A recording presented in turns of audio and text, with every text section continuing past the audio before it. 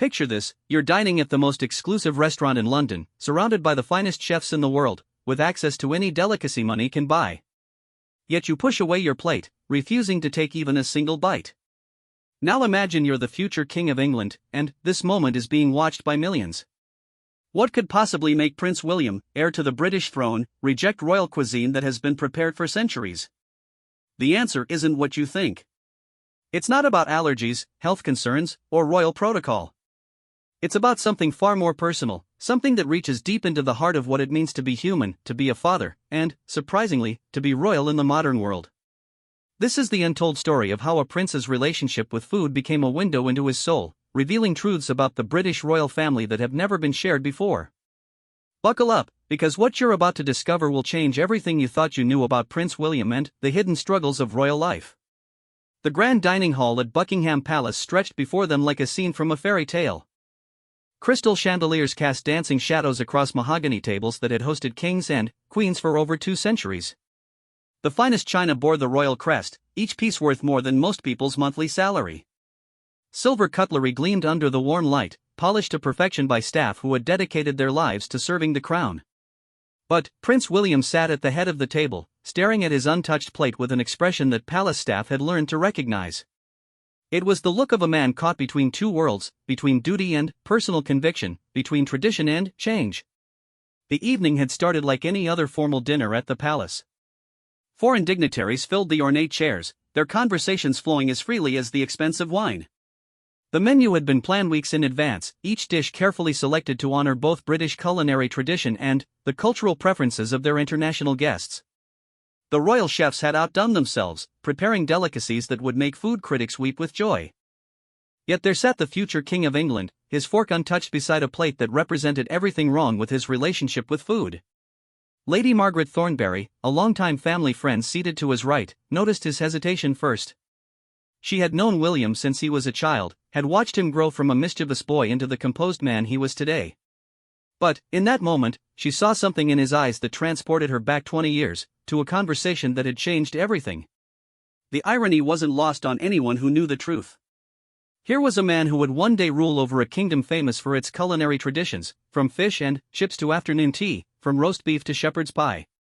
The British Empire had been built partly on the spice trade, bringing flavors from around the world to English tables. Royal feasts were legendary, spoken of in hushed, reverent tones by food historians and cultural experts. But Prince William had developed what palace insiders quietly called the problem. It wasn't medical, it wasn't psychological in any clinical sense, and it certainly wasn't a publicity stunt. It was something far more profound and personal than anyone outside his immediate circle could have imagined. The problem had started innocuously enough during his university years at St. Andrews. Like any college student, William had experimented with different foods, different ways of eating, different approaches to the sustenance that fueled his demanding schedule. But, unlike other students, every meal William ate was scrutinized, photographed when possible, and analyzed by royal watchers around the world. What began as simple preferences had evolved into something much more complex. By the time he graduated, William had developed an almost instinctive aversion to certain categories of food. Not because of taste, not because of texture, but because of what those foods represented in the broader context of his life and future responsibilities. The palace staff had tried everything. They brought in nutritionists, consulted with psychologists who specialized in eating disorders, even arranged private consultations with renowned chefs who had worked with celebrities facing similar challenges. But each expert who met with William came away with the same conclusion: this wasn't a disorder that could be treated with traditional methods. Dr. Sarah Chen, a nutritional psychologist who had worked with the royal family on various health initiatives, spent 3 months trying to understand William's relationship with food. Her final report, buried deep in palace files and never meant for public consumption, concluded that the prince's food aversions were actually a manifestation of something much deeper and more complex. His Royal Highness, she wrote, has developed what I can only describe as a moral relationship with food that extends far beyond personal preference. Every meal, for him, has become a statement about values, responsibility, and the kind of leader he wishes to become. The dinner continued around him, guests engaged in animated discussions about trade agreements, cultural exchanges, and diplomatic initiatives. But William's mind was elsewhere, transported back to the moment when his relationship with food had fundamentally changed forever. It had been a Tuesday afternoon in March, exactly 7 years earlier. William was reviewing documents in his private study when a knock came at the door. His private secretary entered, carrying a folder marked with the highest level of confidentiality. Inside were photographs and reports that would haunt the prince for years to come.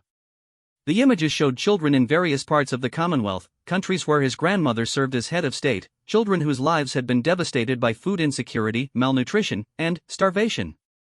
But these weren't the sanitized images typically shown in charity appeals or news reports. These were raw, unfiltered documentation of human suffering on a scale that William had never fully comprehended despite years of charitable work. One photograph, in particular, had stopped him cold. A little girl, no older than his son George would eventually be, sitting beside an empty bowl in what had once been a thriving agricultural community. Her eyes held a mixture of hope and resignation that seemed to speak directly to William's soul. The accompanying report explained that crop failures, exacerbated by climate change and poor agricultural policy, had left entire regions without adequate food supplies. But the most devastating part of the report wasn't about the crisis itself. It was about the response, or rather, the lack thereof. While communities struggled to feed their children, massive amounts of food were being wasted daily in wealthier nations. Restaurants discarded perfectly good meals, grocery stores threw away produce that didn't meet aesthetic standards, and households routinely bought more food than they could consume. The statistics were staggering. In the time it would take William to enjoy a typical royal feast, thousands of children in Commonwealth nations would go to bed hungry. The cognitive dissonance was overwhelming, the moral weight crushing. That evening, William had returned to his apartments and stared at his dinner with new eyes. The roasted pheasant, prepared according to a recipe passed down through generations of royal chefs, suddenly seemed obscene. The delicate vegetables, arranged with artistic precision, felt like a mockery of the empty bowls he had seen in the photographs. Every bite he might take felt like a betrayal of the children who had nothing. Kate had found him there an hour later, his meal untouched and growing cold. She had seen the reports, understood immediately what was happening in her husband's mind and heart. That night, they had talked until dawn about responsibility, privilege, and the impossible burden of caring for people you would never meet but whose welfare rested, in some small way, on decisions made in palaces and parliament buildings. The conversation had changed both of them, but it had affected William more profoundly. Kate maintained her ability to enjoy food while remaining committed to charitable causes. She could compartmentalize, could recognize that her personal consumption didn't directly impact global hunger issues. But William couldn't make that mental separation. For him, every meal became a moral calculation. Could he justify eating expensive delicacies while children starved? Could he participate in the elaborate food rituals of royal life while representing people who struggled to afford basic nutrition? The questions consumed him, transforming what should have been simple acts of nourishment into complex ethical dilemmas. The palace psychiatrist, Dr. Elizabeth Hartwell, had worked with the royal family for 15 years. She had helped them navigate personal losses, public scandals, and the unique psychological pressures of life in the spotlight. But William's relationship with food presented challenges she had never encountered. "It's not anorexia," she explained to a small group of trusted advisors during a confidential briefing. "It's not bulimia, and it's not any form of eating disorder as we traditionally understand them. What His Royal Highness is experiencing is a form of moral injury related to privilege and responsibility." She went on to explain that William's food aversions were actually a healthy psychological response to an unhealthy situation. His conscience was rejecting the disconnect between his privileged position and the suffering of others. The problem wasn't with his mind, it was with a system that allowed such extreme inequality to exist. But understanding the psychology didn't solve the practical problems. William still needed to eat, still needed to participate in state dinners and official functions where food played a central role. The palace staff had developed elaborate workarounds, carefully managing his public appearances to minimize situations where his food issues might become apparent. They had also begun incorporating his concerns into the broader royal charitable agenda. The Prince's Trust, William's primary charitable organization, had quietly shifted focus toward food security initiatives. Working with partners around the world, they had launched programs aimed at reducing food waste, improving agricultural practices in developing nations, and addressing the systemic issues that created food insecurity in the first place. But none of these efforts seemed to ease William's personal struggle with food. If anything, the more he learned about global hunger issues, the more difficult it became for him to enjoy meals. Each new report, each new crisis, each new photograph of suffering children made his own privileged access to food feel more and more inappropriate. The dinner around him continued, guests unaware of the internal battle being waged in their host's mind. William forced himself to take small bites, enough to maintain appearances without drawing attention to his discomfort. Years of practice had taught him to navigate these situations without creating diplomatic incidents or media speculation. But Lady Margaret, watching him carefully, could see the toll it was taking. She remembered a different William, a young man who had enjoyed food with the uncomplicated pleasure of youth. That William was gone, replaced by someone who carried the weight of the world's suffering on his shoulders with every meal. As the evening progressed, William's thoughts turned to his children. George, Charlotte, and Louis were still young enough to enjoy food without moral complications. They delighted in birthday cakes and holiday treats, in family picnics and casual meals. But he knew that someday, they too would face the reality of their position, the weight of privilege, the responsibility that came with their titles. Would they develop the same food issues he had? Would they struggle with the same moral contradictions? The thought kept him awake at nights, wondering how to prepare his children for a life of service while protecting them from the psychological burdens he carried. The irony was that William's food problems had actually made him a more effective advocate for hunger relief initiatives. His visceral understanding of the moral weight of food inequality gave him a passion and authenticity that resonated with both charitable organizations and government officials. When he spoke about hunger, people listened, because they could sense that this wasn't just another royal cause he had adopted for appearances. But the personal cost was enormous. Food, which should have been a source of comfort and pleasure, had become a daily reminder of global injustice. Every meal was a confrontation with his own privilege, every bite a question about his right to luxury while others suffered. As the formal dinner finally drew to a close, William felt the familiar mixture of relief and exhaustion that followed these events. He had managed to get through another evening without incident, had fulfilled his obligations without drawing unwanted attention to his struggles. But he knew that tomorrow would bring another meal, another opportunity for internal conflict, another reminder of the impossible contradictions of his position. The guests began to filter out, offering polite thanks and diplomatic pleasantries. William stood at the door, shaking hands and exchanging final words with each departing dignitary. But his mind was already moving forward, to the next day's schedule, the next meal he would need to navigate, the next opportunity to balance his personal convictions with his public responsibilities. As the last guest departed and the dining hall fell quiet, William remained standing in the doorway, looking back at the remnants of the evening.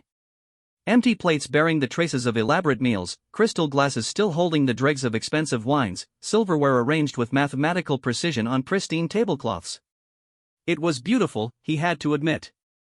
The palace staff had outdone themselves once again, creating an evening that would be remembered by guests as a perfect example of British hospitality and royal grandeur. But, for William, it represented something else entirely, another evening spent wrestling with the fundamental contradictions of his position, another battle in his ongoing war with food and privilege and responsibility. Tomorrow would bring new challenges, new meals, new opportunities for internal conflict. But it would also bring new chances to make a difference, to use his position and influence to address the very issues that tormented him. The work would continue, the struggle would persist, but so would his determination to find a way forward. The morning sun streamed through the tall windows of Kensington Palace, casting long shadows across William's private breakfast room.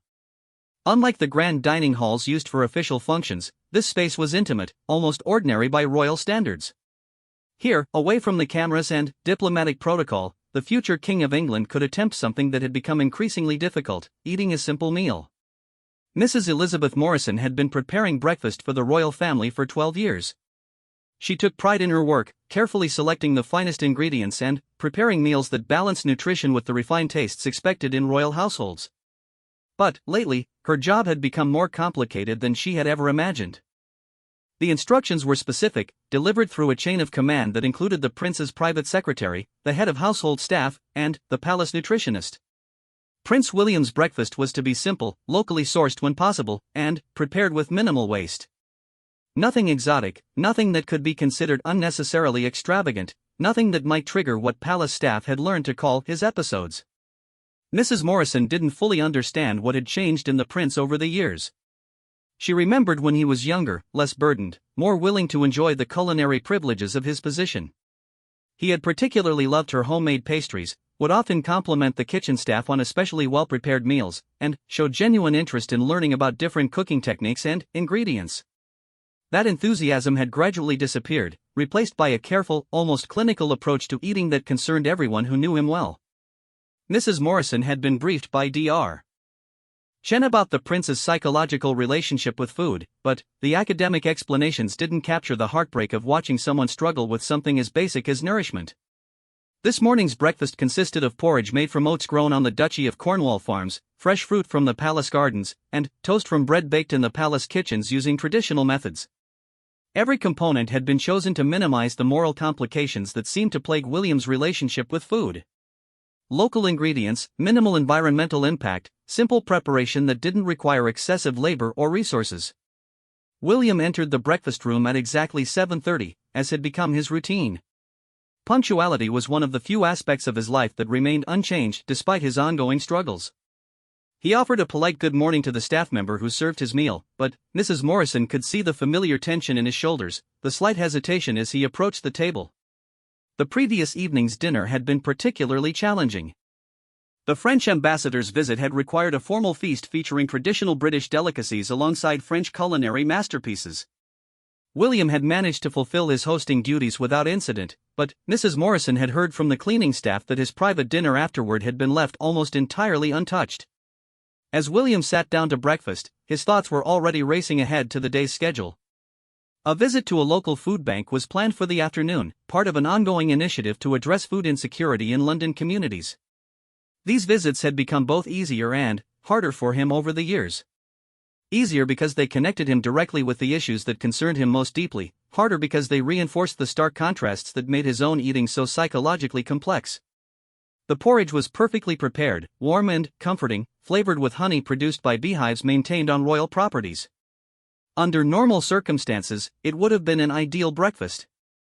But William found himself calculating the cost per serving, thinking about how many meals could be provided to food bank clients for the same amount of money spent on his single breakfast. The calculations were becoming automatic, involuntary. He would look at food and immediately begin computing alternative uses for the same resources. A single royal dinner could fund a week's worth of school lunches for underprivileged children. The cost of importing exotic fruits for palace meals could support local farming initiatives in struggling communities. The labor hours spent preparing elaborate dishes for royal functions could be redirected toward meal preparation for homeless shelters. Dr. Hartwell had warned him about this type of thinking. During their sessions, she explained that his mind had developed what psychologists called resource anxiety, a condition where individuals become hyper-aware of resource allocation and waste. In most cases, it affected people who had experienced scarcity firsthand. But William's version was unique, triggered not by personal deprivation but by his expanding awareness of global inequality. "You're essentially experiencing empathy overload, Dr. Hartwell had explained during one of their sessions. Your emotional capacity to connect with suffering has exceeded your psychological ability to compartmentalize. It's actually a sign of moral development, but it's also unsustainable without proper coping mechanisms." The coping mechanisms were still a work in progress. William had tried meditation, had worked with cognitive behavioral therapists, had even experimented with eating disorders specialists despite the fact that his condition didn't fit traditional diagnostic categories. Nothing had provided lasting relief from the moral weight that seemed to accompany every meal. Kate entered the breakfast room as William was pushing his half-finished porridge around the bowl. She had learned to recognize the signs of a difficult morning, could read his moods and struggles with the intuition that came from years of marriage and shared challenges. Her own relationship with food had evolved in response to his struggles, but she had managed to maintain a healthier balance between concern for global issues and personal well-being.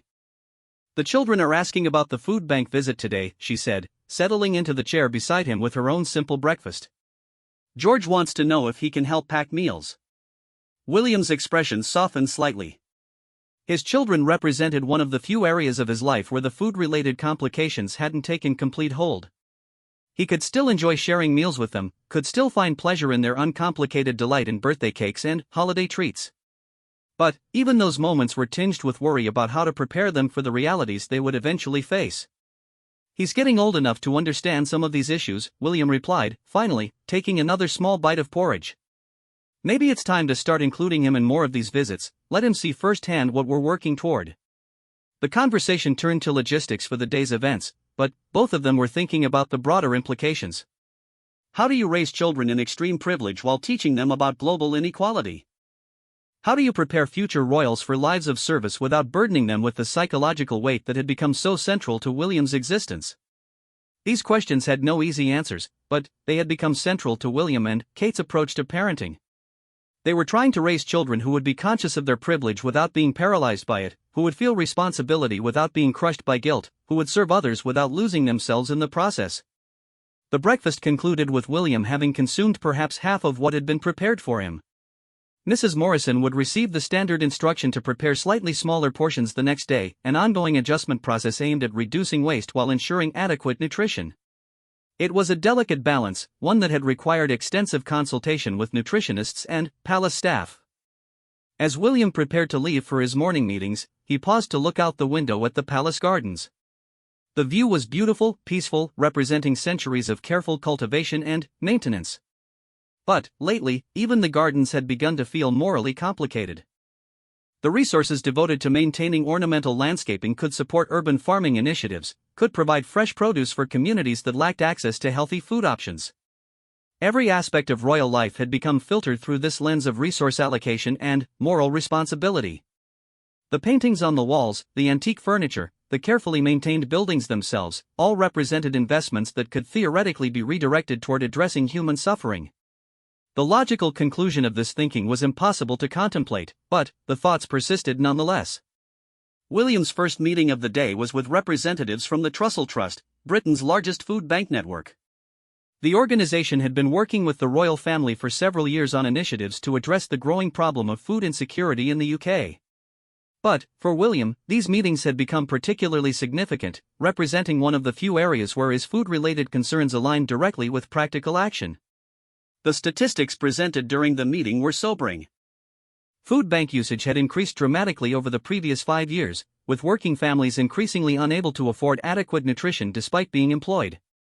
Children were arriving at school hungry, elderly people were choosing between heating their homes and buying food, and families were regularly skipping meals to ensure their children could eat. Sarah Thompson, the Trust's director, had worked with William on multiple occasions and had come to recognize his deep personal investment in these issues. She had initially attributed his passion to typical royal commitment to charitable causes, but, over time had realized that his concern went far deeper than professional obligation. "Your Royal Highness," she said during a pause in the presentation, "your advocacy has been instrumental in raising awareness about these issues. The personal touch you bring to these visits, the genuine emotion you show when meeting with food bank clients, it's made a real difference in how the public understands food insecurity." William nodded, but, internally he was wrestling with the familiar contradiction. His advocacy was indeed making a difference, was helping to address the very problems that caused him such personal anguish. But, every day he delayed eating breakfast, every meal he struggled to complete, represented time and energy that could have been directed toward more productive activities. The meeting continued with discussions of new initiatives, potential partnerships, and innovative approaches to addressing food insecurity. William found himself energized by the practical focus, the opportunity to channel his concerns into concrete action. This was what made the struggle worthwhile, what justified the personal cost of his heightened awareness of food-related inequality. Dr. Chen had explained this phenomenon during one of their consultations. "You're experiencing what we call productive guilt," she had said. "The emotional discomfort you feel around food is actually motivating increased charitable action and advocacy. It's psychologically costly, but it's also generating positive outcomes for the communities you're trying to serve." The question was sustainability. Could William continue to operate at this level of moral intensity without eventually burning out? Could he maintain his advocacy effectiveness while finding ways to reduce the personal psychological cost? These were questions that Dr. Chan and Dr. Hartwell continued to explore, but the answers remained elusive. The afternoon food bank visit provided both relief and additional challenges. Walking through the facility, meeting with families who relied on donated food to survive, William felt a sense of purpose that was often missing from his more traditional royal duties. These interactions were real, immediate, and directly connected to the issues that had come to define his relationship with food. But they also reinforced the contrasts that made eating so difficult. After spending an afternoon with families who carefully rationed every meal, who made difficult choices about nutrition based on what was available rather than what they preferred, returning to the palace for dinner felt almost obscene. The evening meal was deliberately simple, prepared according to the guidelines that had evolved over months of trial and error. Local ingredients, minimal waste, straightforward preparation. But even these modifications couldn't completely eliminate the psychological weight that accompanied every bite. As William prepared for bed that evening, he reflected on the day's events. The meetings had been productive, the food bank visit meaningful, the ongoing charitable work genuinely impactful. But the internal struggle with food remained unchanged, a constant companion that colored every aspect of his relationship with nourishment. Tomorrow would bring new challenges, new opportunities to address the issues that concerned him most deeply, and new meals to navigate. The work would continue, the struggle would persist, but so would his determination to use his position and privilege in service of something larger than himself. The cost was enormous, but the alternative, ignoring the suffering he had become so aware of, was unthinkable.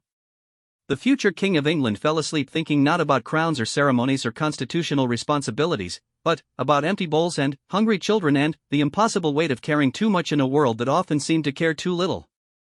The call came at 6:15 in the morning, jolting William from a restless sleep that had been punctuated by dreams of empty plates and hungry faces. His private secretary's voice carried an urgency that immediately signaled crisis, the kind that required immediate royal attention and careful public handling. "Sir, we've received reports from the Ethiopian delegation. The famine situation has deteriorated significantly overnight. The Prime Minister's office is requesting your immediate input on the humanitarian response, and there's been a request for royal involvement in the emergency aid coordination." William sat up in bed, his mind instantly sharp despite the early hour. Ethiopia had been experiencing severe drought conditions for months, but the situation had apparently reached a tipping point that demanded international intervention. For most people, such a call would represent a professional challenge, a matter of diplomatic responsibility and charitable obligation. For William, it was something far more personal and immediate. The Ethiopian crisis wasn't an abstract policy issue, it was a direct confrontation with the very realities that had transformed his relationship with food and fundamentally altered his understanding of his role as future king. Within an hour, he was dressed and seated in the secure briefing room at Kensington Palace, surrounded by advisors from the Foreign Office, representatives from major humanitarian organizations, and staff members who specialized in coordinating royal charitable initiatives. The room's walls were covered with maps, photographs, and statistical projections that painted a devastating picture of human suffering. Dr. Amanda Richards from Doctors Without Borders provided the briefing, her voice steady but her eyes betraying the emotional weight of what she was reporting. The drought had affected over 6 million people, with nearly 2 million children under the age of 5 facing severe acute malnutrition. The images she shared were haunting: children whose bodies showed the unmistakable signs of starvation, mothers who had walked for days seeking food for their families, communities where wells had run dry and crops had withered under an unforgiving sun. William found himself studying each photograph with an intensity that concerned the other people in the room. His hands gripped the edge of the conference table, his jaw clenched as he absorbed the scale of the crisis. But what struck him most powerfully wasn't the magnitude of the suffering, devastating as it was. It was how closely these images matched the ones that had first triggered his food-related struggles years earlier. The little girl in one photograph could have been the sister of the child whose image had haunted him since that March afternoon 7 years ago. The same hollow eyes, the same mixture of hope and resignation, the same terrible patience that children develop when hunger becomes a constant companion. The connection between past and present was overwhelming, transforming what should have been a professional briefing into a deeply personal confrontation with his own psychological journey. "Your Royal Highness," said James Crawford from the Department for International Development, "there's been a specific request for royal involvement in the response. The Ethiopian government believes that high-profile attention could significantly increase international donations and political support for emergency aid programs." The request was standard for such situations. Royal involvement in humanitarian crises had a long tradition, dating back generations. The presence of royal family members at fundraising events, their personal appeals for charitable donations, and their visits to crisis regions had historically generated substantial public attention and financial support. But, for William, the prospect of royal involvement in the Ethiopian response raised complex psychological and practical questions. How could he advocate for emergency food aid while struggling to eat his own meals? How could he appear in public settings focused on nutrition and hunger while battling his own food-related demons? How could he represent hope and healing when he felt so personally broken? Dr. Hartwell had warned him about situations exactly like this. During their sessions, they had discussed the possibility that his food issues might interfere with his royal duties, might create conflicts between his personal struggles and his public responsibilities. But they had never developed clear strategies for navigating such conflicts when they arose. "I want to be involved," William said finally, his voice carrying a conviction that surprised even him. "But I need to understand exactly what that involvement would look like, and I need honest assessments about whether my personal participation would genuinely help or whether it might create additional complications." The planning session that followed was unlike any William had previously experienced. Typically, royal charitable initiatives were planned with careful attention to protocol, media management, and diplomatic considerations. But this situation required additional layers of complexity, acknowledging without explicitly discussing William's personal relationship with food and its potential impact on his effectiveness as an advocate. Sarah Mitchell, his communications director, had become expert at managing the practical implications of William's food struggles without drawing public attention to them. She understood which types of events worked best, which settings might trigger his more severe reactions, and how to structure his schedule to maximize his advocacy impact while minimizing psychological stress. The most effective approach might be a combination of private meetings with aid organizations, recorded appeals that can be widely distributed, and possibly a visit to refugee communities that have been established in neighboring countries, she suggested. Direct visits to the most affected areas might be logistically complicated given the security situation, but there are ways to create meaningful engagement without placing your Royal Highness in potentially triggering environments. William appreciated the diplomatic language, but he understood what she was really saying. Direct exposure to mass starvation might push his food-related psychological struggles beyond manageable limits. The careful balance he had developed over years of therapy and adaptation could be shattered by confronting the reality of famine on the scale being reported from Ethiopia. But the alternative, remaining safely distant from the crisis while people suffered, felt equally impossible. The photographs from the briefing had reawakened something in William that had been dormant for months, a sense of urgent moral obligation that transcended his personal psychological needs. "I want to see the refugee camps," he said, cutting through the diplomatic hedging. "I want to meet with families who have been affected, and I want to understand firsthand what kinds of support are most needed. We can discuss the logistics later, but I'm not going to advocate for something I haven't personally witnessed." The room fell silent for a moment as advisors exchanged glances, each recognizing the determination in William's voice but also understanding the potential complications his decision might create.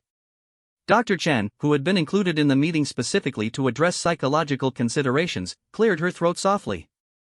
"Your Royal Highness, I think such a visit could indeed be valuable, both for the humanitarian response and for your personal development.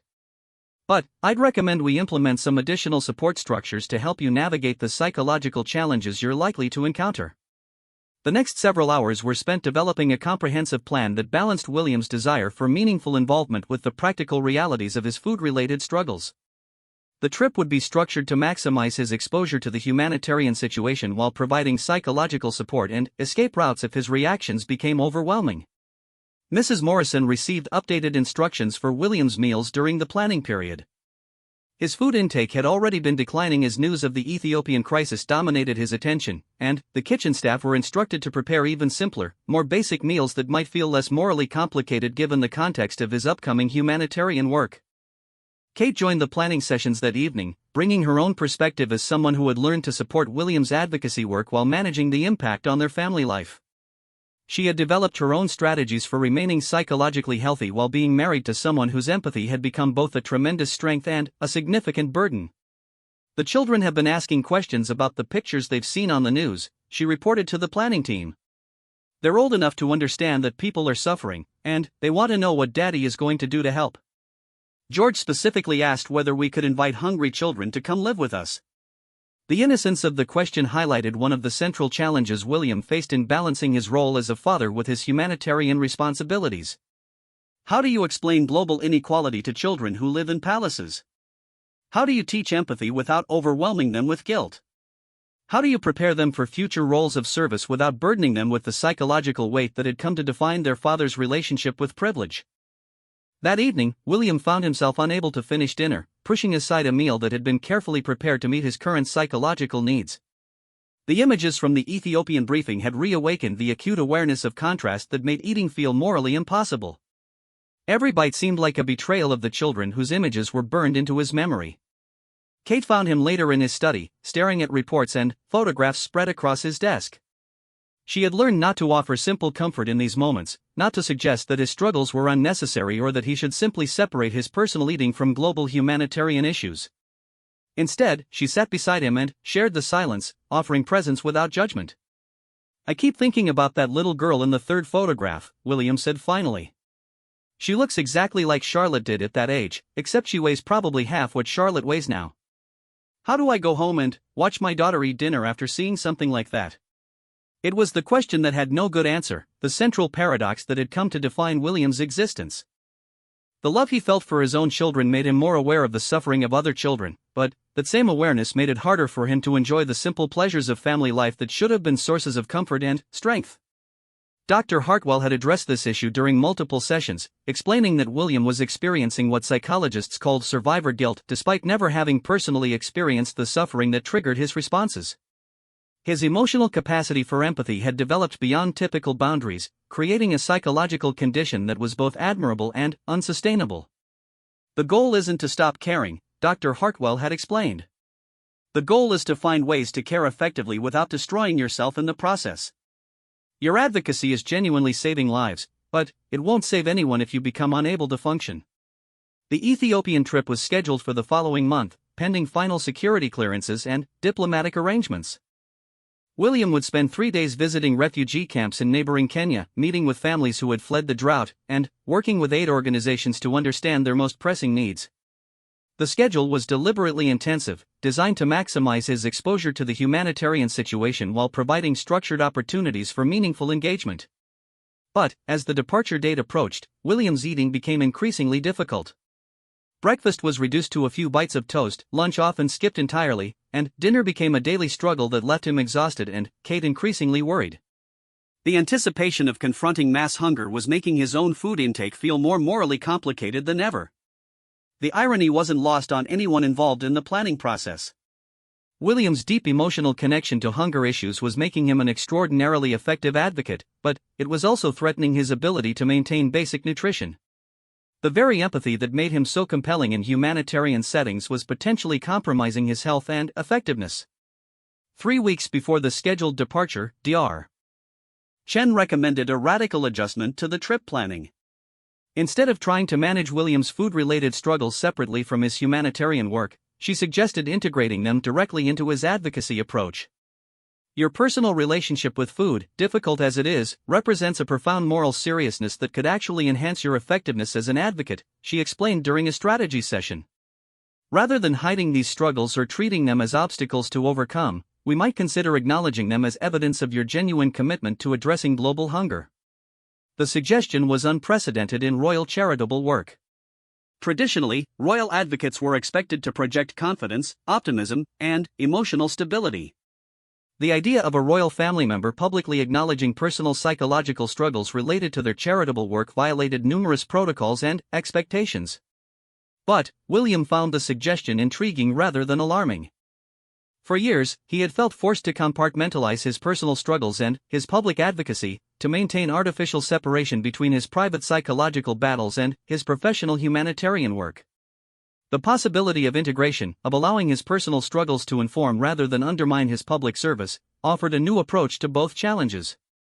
The decision would fundamentally alter not only his approach to the Ethiopian crisis, but his entire understanding of how personal vulnerability might serve larger purposes of advocacy and leadership.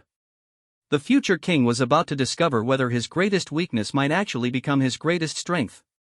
The refugee camp stretched beyond the horizon under the relentless East African sun, a sprawling city of temporary shelters that had become home to over 80,000 people.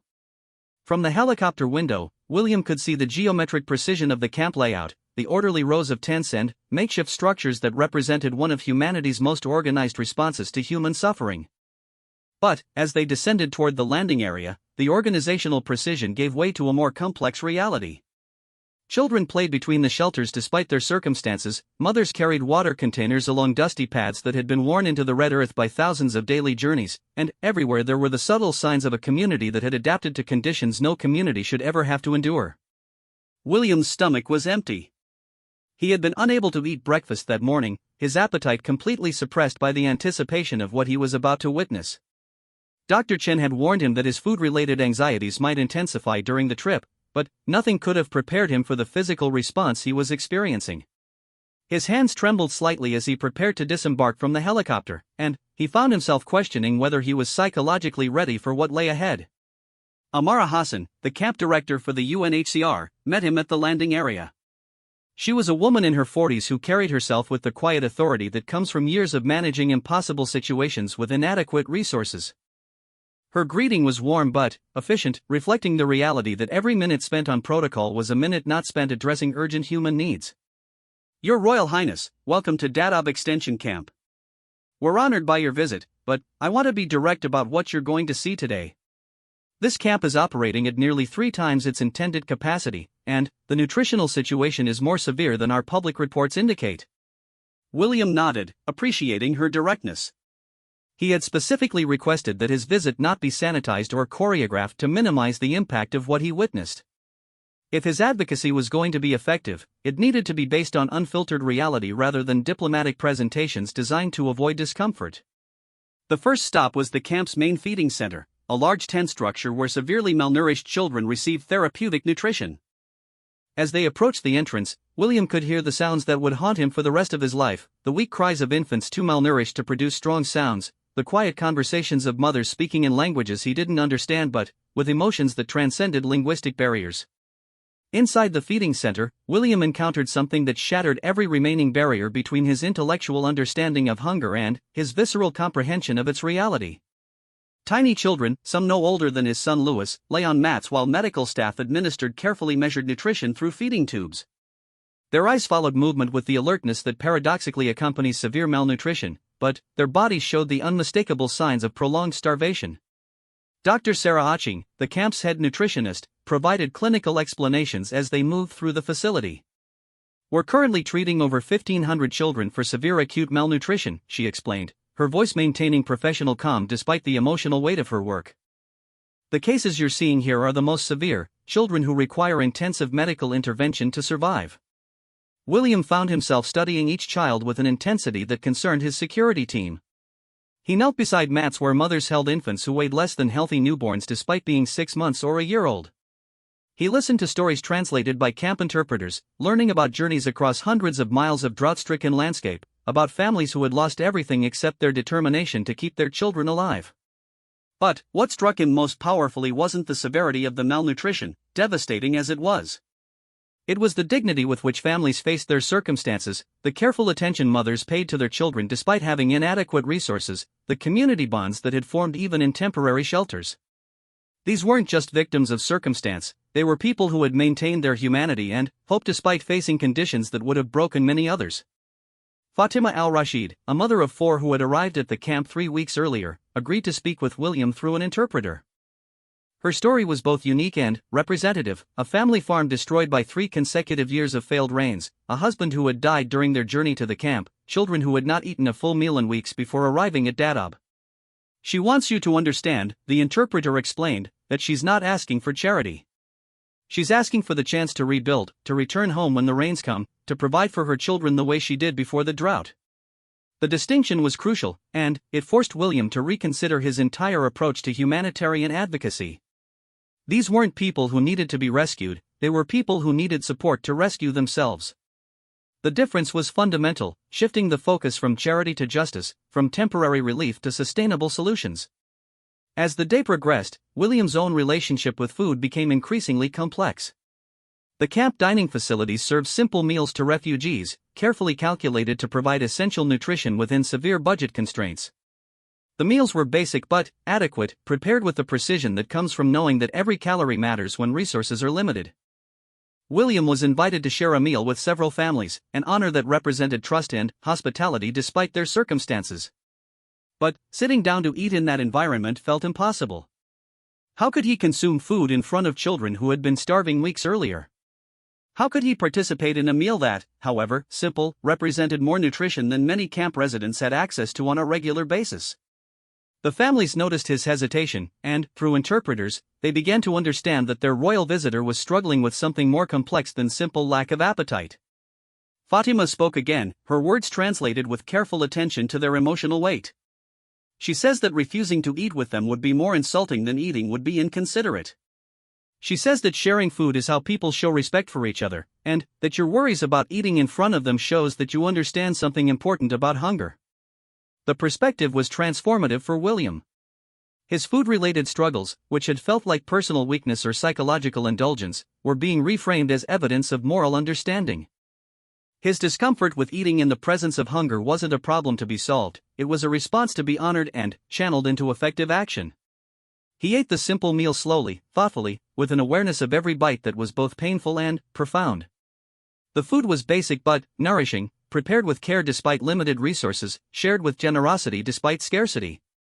The experience was unlike any meal he had ever consumed, transforming eating from a personal struggle into a communal act of recognition and respect. After the meal, William spent time with camp administrators, learning about the logistical challenges of feeding 80,000 people daily with fluctuating resources and unpredictable funding. The statistics were staggering. The camp required over 40 tons of food daily, needed constant coordination with international suppliers, and operated on budgets that could be disrupted by political decisions made thousands of miles away. But, more important than the logistical challenges were the human stories that lay behind every statistic. Each ton of food represented hundreds of individual meals, each meal represented a family's survival for another day, and each family represented hopes and dreams and aspirations that transcended their current circumstances. Emmanuel Kapratic, a camp administrator who had been working in refugee settings for over a decade, walked William through the camp's food distribution systems. The process was remarkable in its complexity and precision. Individual families received specific allocations based on family size and nutritional needs. Distributions were scheduled to maximize efficiency while maintaining dignity, and careful records ensured that limited resources reached those who needed them most. The most important thing to understand, Emmanuel explained, is that this isn't just about calories. It's about maintaining community, preserving dignity, and providing hope that current circumstances are temporary rather than permanent. The insight resonated powerfully with William's own struggles. His food-related difficulties weren't really about nutrition either, they were about dignity, community, and hope. His inability to enjoy meals in the presence of global hunger was actually a healthy response to unhealthy circumstances, a recognition that individual consumption couldn't be separated from collective welfare. As evening approached, William attended a community meeting where camp residents discussed their hopes for the future. The conversations, translated into English, revealed aspirations that went far beyond basic survival. People spoke about children they wanted to educate, skills they hoped to develop, communities they planned to rebuild when conditions allowed them to return home. The meeting transformed William's understanding of refugee experiences. These weren't people who had given up hope or resigned themselves to permanent dependence. They were people who were temporarily displaced but remained committed to rebuilding their lives when circumstances allowed. Their current reliance on humanitarian aid was a bridge to future self-sufficiency rather than an acceptance of permanent dependency. That evening, in the modest accommodation that had been arranged for his visit, William reflected on the day's experiences. The camp had been more challenging and more inspiring than he had anticipated. The level of suffering was indeed severe, but it was accompanied by resilience, community solidarity, and hope that put his own struggles into perspective. For the first time in years, William's food-related anxieties felt productive rather than paralyzing.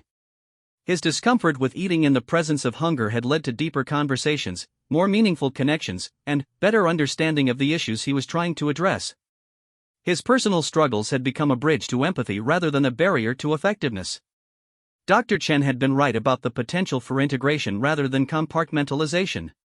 William's psychological relationship with food, difficult as it remained, was actually enhancing his advocacy work rather than undermining it. His visible discomfort with eating in contexts of hunger was communicating authenticity and moral seriousness that traditional royal approaches couldn't match. The second day of his visit would bring new challenges and deeper understanding, but William fell asleep with a sense of purpose that had been missing from his life for months.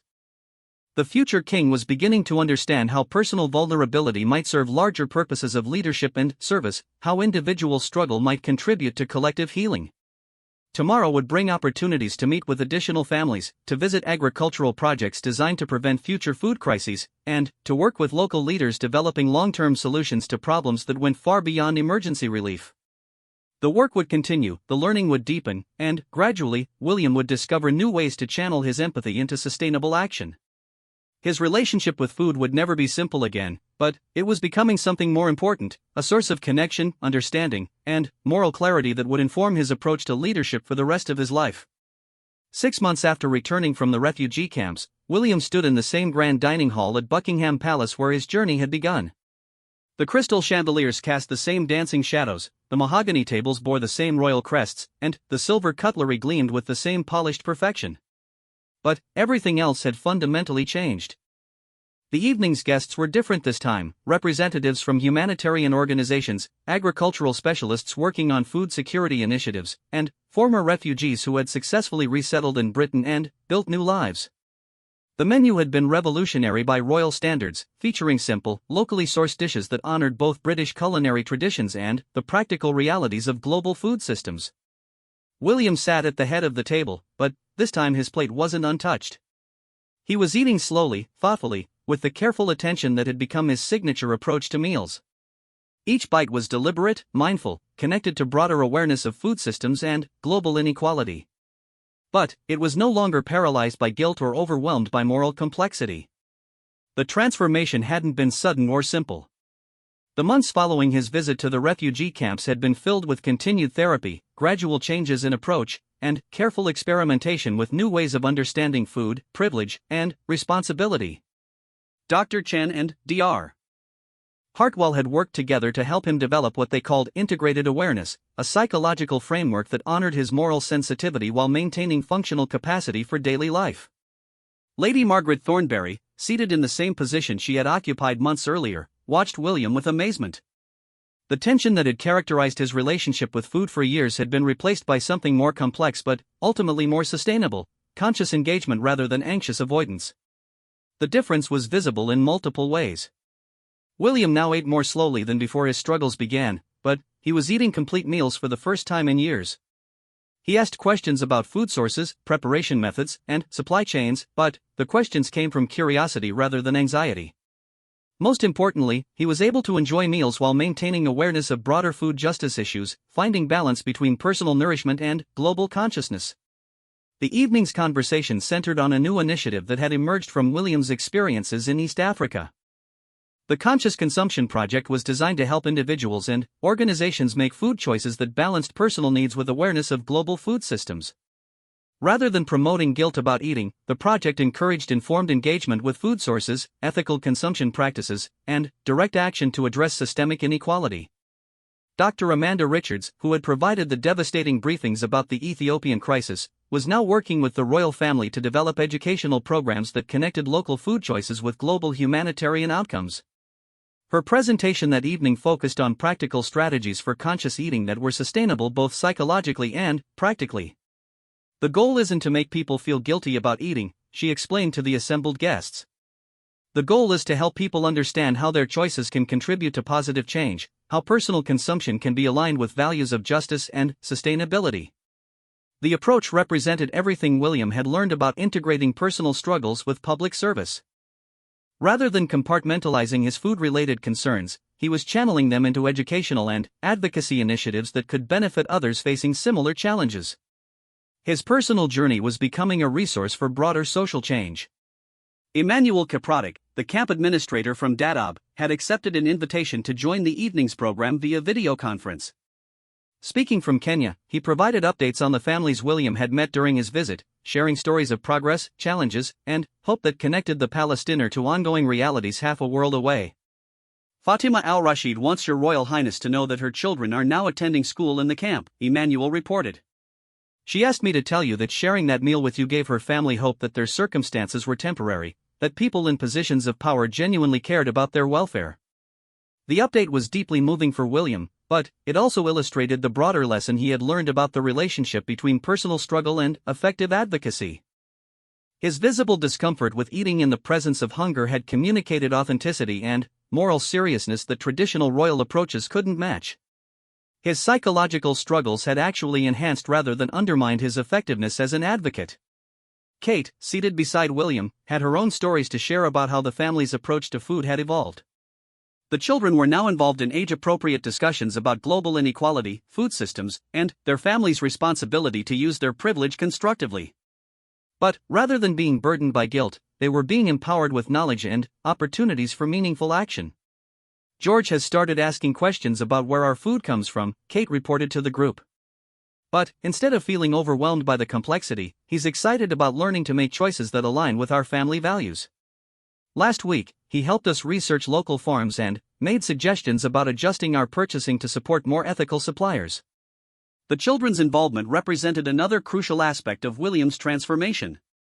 Rather than trying to protect them from awareness of global inequality, he and Kate were teaching them to engage constructively with these realities.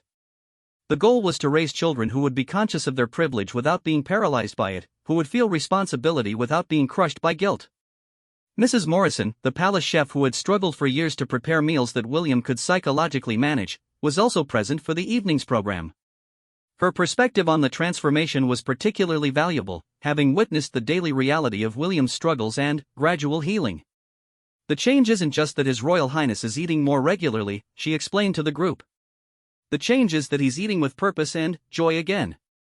He asks questions about ingredients and preparation methods, makes suggestions about incorporating more ethical sourcing, and expresses genuine appreciation for meals that align with the family's values. The transformation in William's relationship with food had required corresponding changes throughout the palace systems. The royal kitchens now prioritized local sourcing, seasonal menus, and minimal waste practices. Food preparation emphasized simple, nutritious meals rather than elaborate displays of culinary excess. Most importantly, meal planning included consideration of broader social and environmental impacts, integrating ethical concerns into practical decisions. But, the changes went beyond personal and household adjustments. William's public advocacy work had been transformed by his integrated approach to food-related issues. His speeches about hunger and food security now carried emotional weight and authenticity that resonated powerfully with audiences.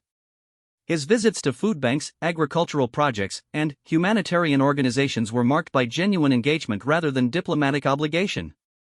The Trussell Trust's Sarah Thompson, present for the evening's discussion, provided updates on how William's advocacy had impacted their work. His Royal Highness's approach to these issues has been transformational for our organization, she reported. His personal investment in understanding food insecurity, his willingness to engage with complex moral questions about consumption and inequality, has inspired both our staff and our clients. The advocacy work was having measurable impact. Food bank donations had increased significantly following William's high-profile campaigns. Government funding for food security initiatives had expanded after his parliamentary testimony about global hunger issues.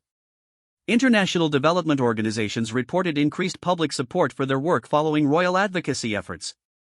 But, beyond the practical impacts, William's approach was changing broader conversations about privilege, responsibility, and ethical consumption. His willingness to discuss personal struggles publicly had encouraged others to examine their own relationships with food, consumption, and global inequality. His model of conscious engagement rather than paralyzed guilt was providing frameworks for others facing similar moral challenges.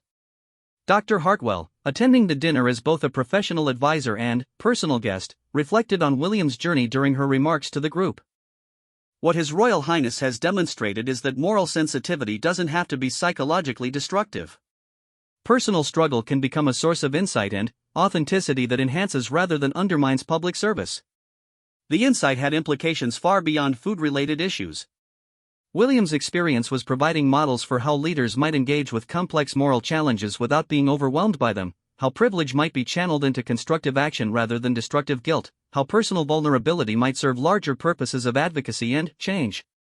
As the evening progressed, William found himself thinking about the journey that had brought him to this point.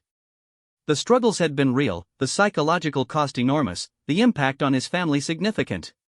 But, the outcome was something he couldn't have imagined when his food-related anxieties first began: a more authentic relationship with his role as future king, deeper connections with the issues that mattered most to him, and practical approaches to addressing global inequality that were both effective and sustainable. The meal concluded with a dessert that perfectly symbolized William's transformation, a simple fruit tart made with apples from the palace gardens, prepared according to traditional recipes but incorporating principles of minimal waste and ethical sourcing. The dessert was delicious, but, more importantly, it represented food that could be enjoyed without moral compromise, nourishment that aligned with values rather than contradicting them. As guests began to depart, William remained in the dining hall, reflecting on the evening and its significance. The room that had once represented everything wrong with his relationship with privilege and consumption had become a space for meaningful engagement with the issues that defined his sense of purpose. The transformation was complete, but the work was just beginning. The future King of England had learned that leadership isn't about having all the answers or maintaining perfect composure in the face of overwhelming challenges. Leadership is about channeling personal struggles into constructive action, using privilege to address inequality, and finding sustainable ways to care about others without destroying yourself in the process. William's relationship with food would never be simple or uncomplicated. Every meal would continue to carry awareness of global inequality, every bite would remain connected to consciousness of broader food systems and humanitarian concerns. But that awareness had become a source of strength rather than paralysis, a foundation for effective action rather than psychological torment. Tomorrow would bring new opportunities for advocacy, new challenges in balancing personal needs with global consciousness, and continued work to address the systemic issues that had originally triggered his struggles. The future king would approach those challenges with hard-won wisdom about the relationship between personal vulnerability and public service, carrying forward lessons that would inform his leadership for the rest of his life. The transformation was complete, but the mission was eternal, using privilege constructively, addressing inequality systematically, and demonstrating that caring deeply about others doesn't require sacrificing your own capacity to function and serve. William had learned to eat again, but, more importantly, he had learned how to lead with both heart and head, with both passion and sustainability, with both moral courage and practical wisdom.